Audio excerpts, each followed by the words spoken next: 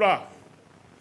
Ia o ngā kako o lea i kaualunga o whainga mea e pe o ngalo i Samoa.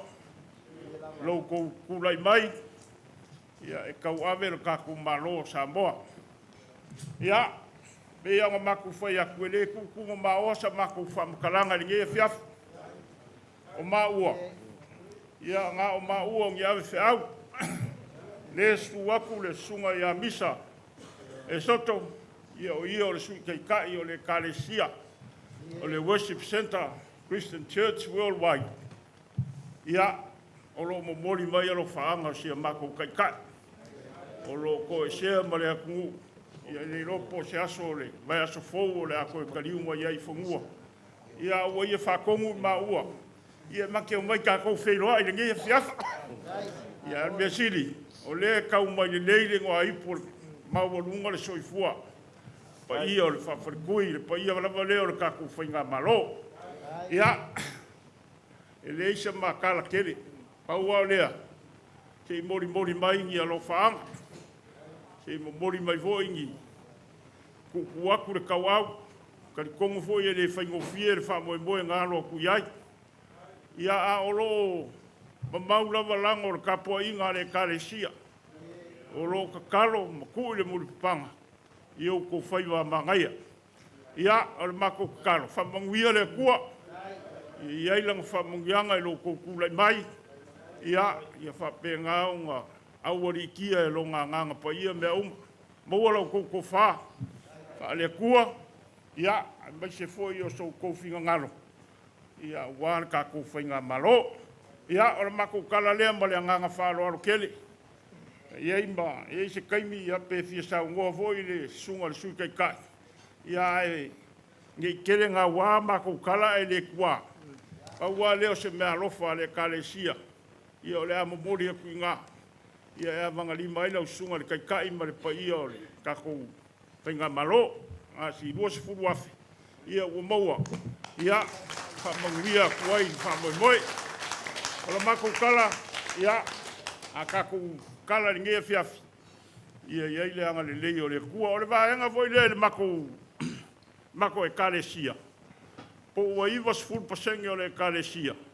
Ia ua iai umai lalo le kako vaenga ngea le fast. Eoe. Ia pe iwa pasenge o la efa pe ngei ele loa po feo iai ia kasi pasenge o lele o ele a wai le mai ngei kaimi ia a kongu kako Kalesia ia faiva alo fa mai le kua ia kako ka aloa ia o le uso fa mai ele upu kuai a mako ia mangu ke le inga le fia le swafa Yesu amen amen.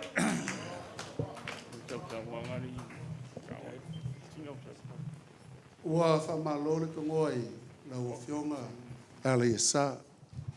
Pore pa ufo e sunga lufilufi ia moe whawowo. Le foi whawai lolo le fionga i le sui kaikai le fionga ia misa. Whapele o se whamkalanga. Ia se i kaumawhai aku le whawhalu polu o ngei foi ku. Ia a mou se kasi o la ngā le api a ma ko waipupu lava. Ia. Whawkai. Whawkai.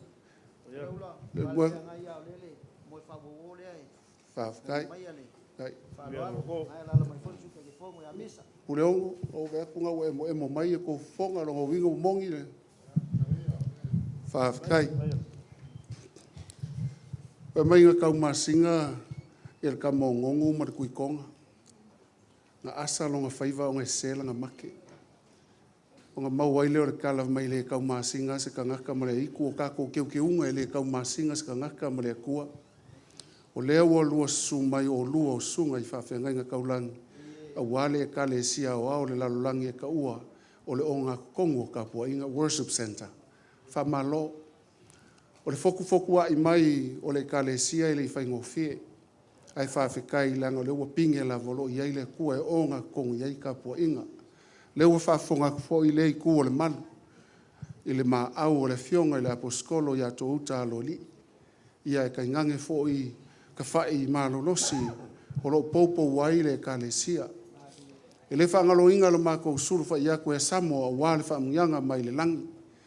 ma sa kala le kou fai ko fa ulu fale I ma kou se mau kai sili ngo ma ka ngofi ma mo moli ma ye le kou fa pa ia le kou fa nga lewa e sa ngo iai ale sa ko kasi al pasenge ngai le sa ule le kou ngol fast ai fa kai yo e ka ula pala pa ka mai a uso la ua fa kai lo mai lo fa nganga ya mo fa o lo uso ku ofe ia ule ai fo se fa singongo nga mea fa ka fe la ia le wa o fisang fai mo la kou o le kou ma au lewa mo moli mai e lua sfulu afe lewa fai e pale ai le fionga I le ka kou pale mia filfilia ko o se anga ngo fa ka ko inga lea ai kai ngange fo I lewa si sila mai o lo fio aku le fionga I le ka ko sui kai fongo sui kai ngange fo I le fongo le fongo le fionga I le ka ko fonga fekalai ia o leu fa fonga mai sila mi o fo I kusa maloko ma au o lewa ako fo ngai le falkelo sa mo lus fu maleongo I ku pai malanga mai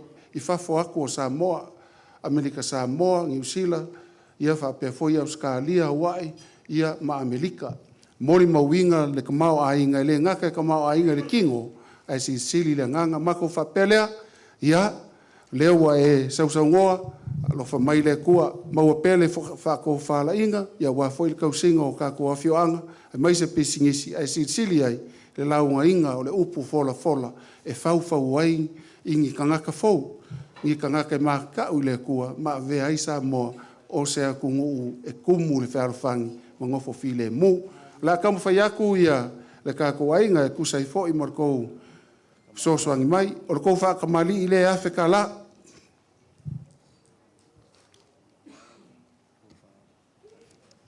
o ko fa afeka la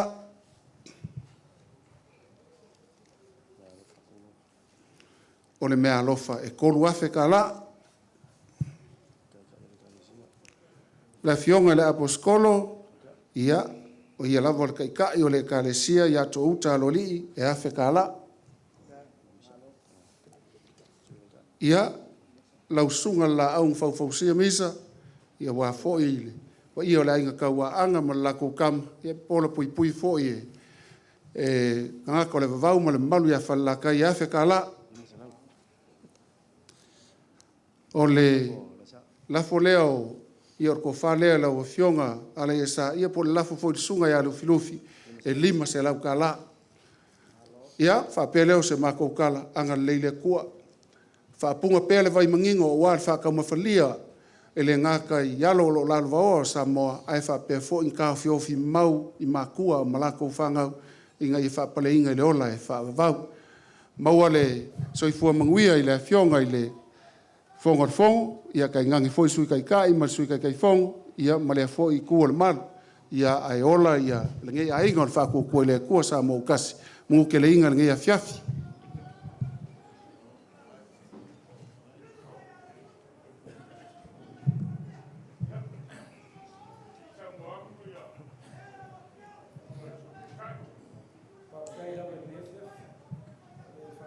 le tuono ko mole nei lau ta tu te fero yai ya bela bona momoli atu e sunga ya leisa o mau mai o fa te lunga le te tai o le kalisia e momoli mai o ana fa nyanga ma o fa ngai ile tatu bang fa fai ya la la o mau mai nei fiafi ya malana fa nyanga fa pe mai anu ya ole ainga le nei ole fa tu ile tu utas ya utolo tele na ia pele mana tu ole le faiva foi le pe te nga as na wa fa tu lo yesu e tu le lo to fa me wa ole poi le se me na mau ai on lo fetole ole a tu la lo pen ya tanto mamla mai tala au tu ai fo la titi a pol fai pu e se fulo ta ko ngai e dim pol tu sia lu va perfetto la inga Yesu ya pete e a mata tu la sura nei o what to if e mata tu nei ona e mo tangat na lo vingore o le fa fa mai a mata tu nei fa tu e le tu e tas la u to wa vai me fai le tu ai fa mai lu tu se fu mo le vala wino to pa pe me le na sa una mo le me ona lo fa ia fa fu lo le tu lu tu se fu ma wala tu fa ma ia fa u ina le tu u tu fa yo ma ji ia wa si u ta tu no ia ona ma ta la na fa mi atu le tu le ta tu la fa fai ia fa tai Leula, o leua,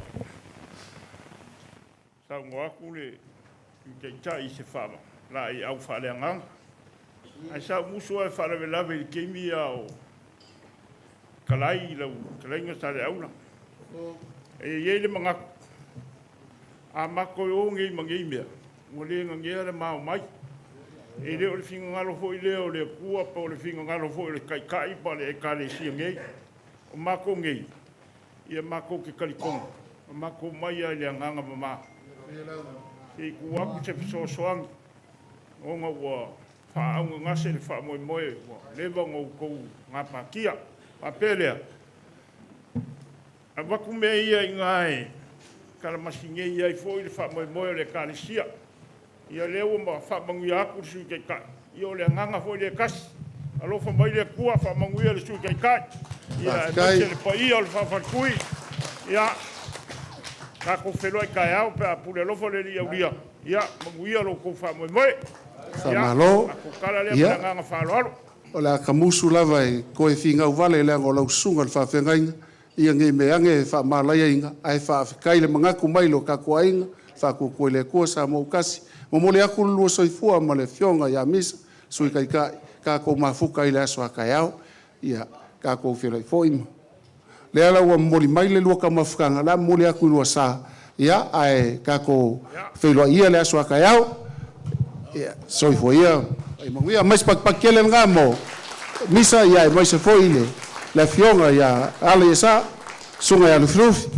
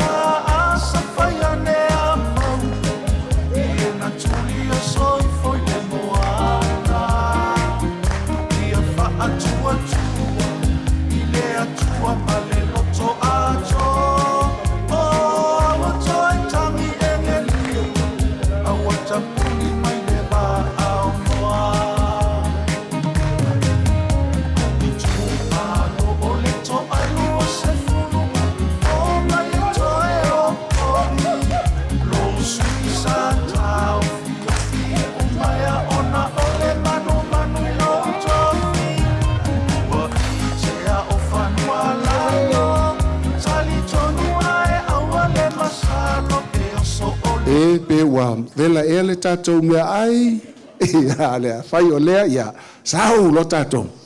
Ma lie pule lei tama, ua mātou mauai mea lele.